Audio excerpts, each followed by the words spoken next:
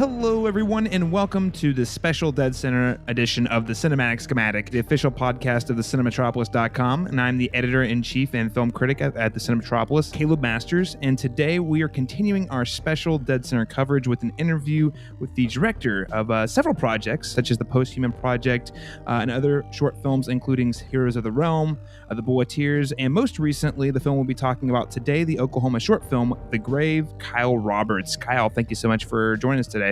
Thanks for having me on, Caleb. Oh, Kyle, it's always a pleasure talking with you. The synopsis of the film, according to the deadCenter website, states that in the 1920s Oklahoma City, few men are above the law. Fortunately, crusading reporter Walter Crim stands up to those who would oppress the innocent. When Crim can't achieve his aims through the press alone, he becomes the dark avenger known as the Grave. I love that pulpy vibe to that description. Kyle, can you go ahead and kick us off by telling us a little bit more about the premise of The Grave? Yeah, and this is a story written by Matt Price, a character from Matt Price. One of the reasons I was really attracted to this character is that, set in the 1920s in Oklahoma City, and a lot of people don't really know, especially as like pop culture, what Oklahoma looks like in the 20s. It was a very roaring time, like a lot of the U.S., and there was a lot of like bootlegging and other like crime coming just from where we like geographically where we stand. It's kind of in the dead center, if you will, of the U.S. And so, Bonnie and Clyde and a lot of kind of like gangsters would come to town from, any given night kind of thing, just kind of like where Oklahoma City is. So that's kind of the approach we took is we follow, like you read, Walter Crim, who is a journalist, a reporter of the newspaper at the time. It's a pilot for the series, but it's not a origin story by any means. So we kind of catch up with him a little bit post World War I. And at the time, that's called shell shock. So it's kind of like what we can imagine like PTSD. And he's just going through a lot as a character. And so again, that's something that I was very interested in, this story and this character, this time. You've tackled, a lot of different genres. You had Heroes of the Realm was kind of like your video game movie. You had the Posthuman Project, which was a superhero film, and this is more like a noir mobster film. So it sounds like the history of Oklahoma City was a big selling point for you.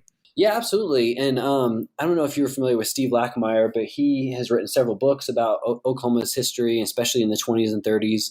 And so we used him as a kind of our historian for a lot of like news and information and resources for clothing and just a lot of information there. And so that was a huge help, to trying to get something historically accurate or as accurate as we can, but it's still a superhero movie, so we have some room to play there. It sounds like a lot more rooted in history than I even realized, but also, especially if you're looking at the aesthetic of the film, it's very stylized, something like you might see with maybe The Spirit or Sin City, or at least that's kind of the vibes I get off of it. So were those some of the inspirations did you draw from like, some of those very visual films as well? A little bit, especially in our early kind of Kickstarter days and doing some different like photo shoots and stuff. But the actual style we went with is more of like a Daredevil. It's a little bit like grittier. So most of our stuff, as you're familiar with, is a lot of visual effects and like compositing and other things. Besides a few like sky replacement stuff, every single thing from this film is in camera. So it very much has more of like like Ninja Turtles or Daredevil as far as like in camera effects and almost like a grittier tone to it than like say a Sin City. And one, we didn't have enough money to do that, but also, it's just a whole other kind of comic booky style. And we wanted to have something more like real. I'm just kind of blown away by the Oklahoma history, knowing that there was a lot of activity here. Mm-hmm. How did you go about identifying locations? Was there anything that it sounds like most of your filming was done on location? Did your historian kind of help you identify some spots, or is that something you guys had to build sets for? Yeah, we did a little bit. A lot of it, like the location, just scouting and locking down those days was really hard. We only had 3.5 days to shoot the whole pilot, just from our budget. So, when you're doing that, you're kind of figuring out, one, it has to look great and like fit a 1920s vibe. But also we had to find places that were like willing to work with us on budget and scheduling. And it's like, all the things that make it really hard to find locations together. But we found some really great spots downtown, and then we shot at the Martini Lounge in Edmond, which was also a great location that we have a fight scene in there too, with Stephen Goodman and Rhett Terrell. Yeah, well, you were mentioning the cast here. Looking at this film, it's kind of like there's a lot of who's of the Oklahoma film scene. Looks like you've got Jacob Snovel, you've got Stephen Goodman.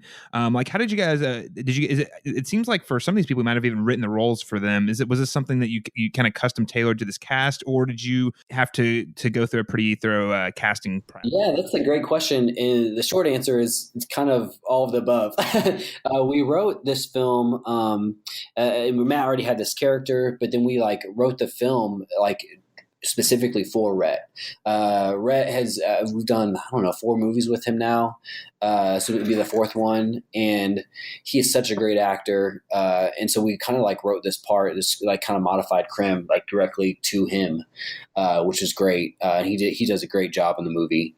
But then of course Stephen Goodman, we've worked with him a few times. I have not worked with Adam Hampton yet, but this was a great opportunity to work with him. Jacob Snovel, actually, we had someone else that was cast for his role, and that day they had a family emergency and couldn't show up. And again, we only had 3.5 days to shoot, so that morning we called him and was like, "Do you want to do this?" And he crushed it. So he showed up on set. He's kind of like this almost Joker-esque. His character's name is Torch. And he's kind of sadistic and crazy and likes to set things on fire, of course, with a name like Torch. But he's kind of a goon of kind of the mastermind played by Adam Hampton's character. Alyssa, we've also worked with. This is our 3rd film with her, and she does a great job in it. She kind of plays like a femme fatale kind of character, singer of that time. And then Colin Place is... I don't want to give away too much, but he's a big part of Walter Crim, played by Rhett Terrell's past in the movie. And he does a great job as well. And as you know, especially independent films, if you have really great actors, that can be a major difference in separating it from other independent projects. And that's definitely a thing that's always going to shine in this project. Yeah. Was this, it was funny. I saw a lot of as this film was in production, I saw a lot of clips from the set. Was there a lot of fight choreography that went into this, or rather, how would you say the fight choreography in this compared to your past films? Yeah, so in our other films, besides Post-Human Project, it's 48-hour stuff for the shorts, so we're trying to come up with it the day of. In this, we had a little more time. John Bielich was our fight choreographer. He did a great job there. And yeah, I'm really proud of how the fight scenes cut together. Very cool. So one other thing, too, I'm curious about, so obviously you had the Post-Human Project where you were very specifically dealing with teenage superheroes, and The Grave seems like it's definitely a little more adult, and you've already mentioned some of the themes that drew you to the film. How would you compare the experiences between making a film that's more focused on teenagers versus adults, both superheroes? Oh, it's interesting. The Post-Human thing I'm going to love all day, every day, and that was kind of my baby from the very beginning. And this one is more of Matt's baby that I helped bring to life. So it's his story. It was darker, and that's one thing that kind of drew me to it, to try to kind of stretch me as a director, because most things that I do are I do the funky feel-good thing really well. And so, for example, Trolls that we're working on right now is very much up my alley. Something that I know how to do from the day one to when we hit export. Right. And for those of you out there who might not be familiar, you're working on a Trolls short films web series for his DreamWorks, correct? Yes. Yeah. So we've been working on that for the last 6 months. We're kind of getting into the somewhat final stages, but yeah, it's this stop motion web series for DreamWorks. So kind of taking on the mantle of Mike Mitchell for a while before Trolls 2. Yeah, you're normally doing things that are a little happier, less dark and gritty.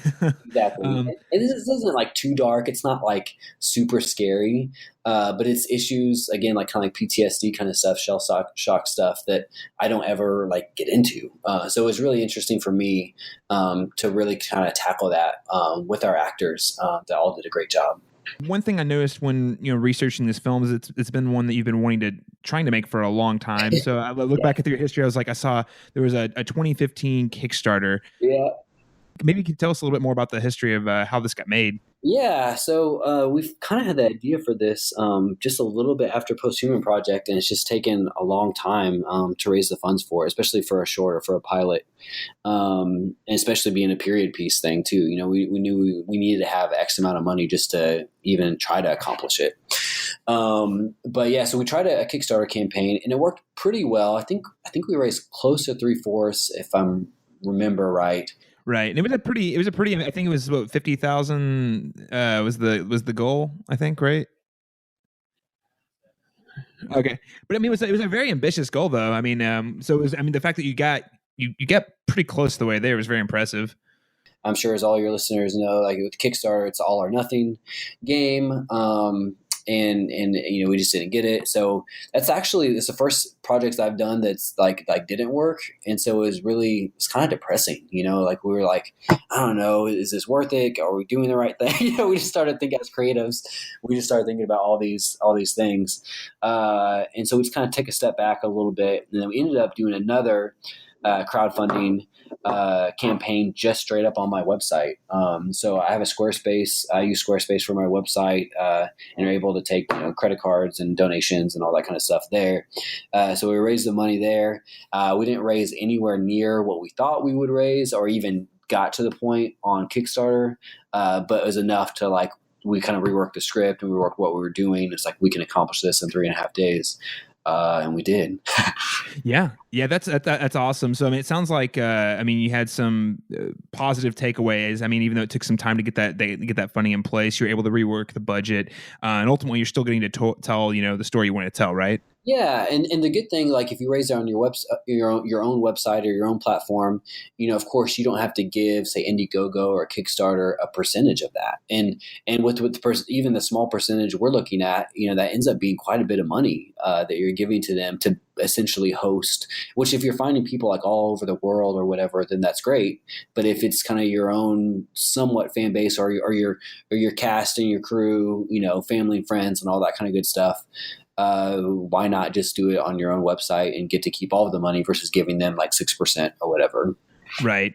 Yeah, no, that's a great point. And it just goes to show that the homegrown crowdsourcing can be just as effective as going to those big, more well-established brands. Yeah, it just stretches everyone who's donating to it and really wanted to see it get made. It stretches every dollar that much further.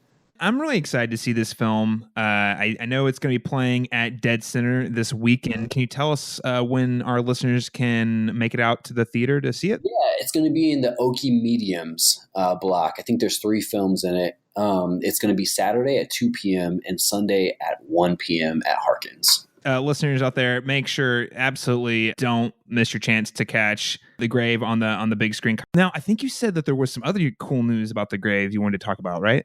Yeah, our film, The Grave, got into San Diego Comic-Con. What?